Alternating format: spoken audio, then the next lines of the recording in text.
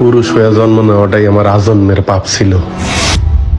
তবে এই দেশে আমার মতো পাপীর সংখ্যা হাজারে হাজারে, লাখে লাখে। এরা সবাই মানব সন্তান হয়ে জন্মাইছে ঠিকই, কেউ পুরুষ হয়ে উঠতে পারে নাই।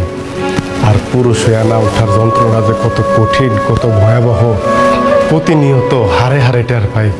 কারণ পুরুষের সাফল্যের ভাগ সবাই নিল, ব্যর্থতার ভাগ তো কেউ নিতে চায় না। কারণ সবাই মনে করে পুরুষ জন্মগ্রহণ করছে পরিবারের অন্যান্য সদস্যদের চাহিদা মেটানোর জন্য।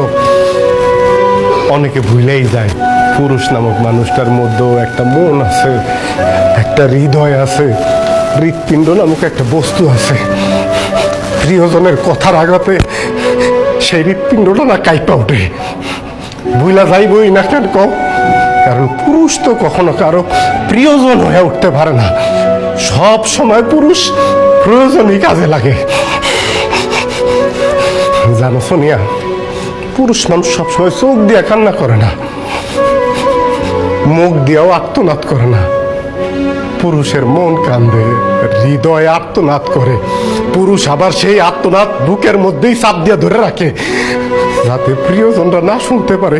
যদি কষ্ট পায়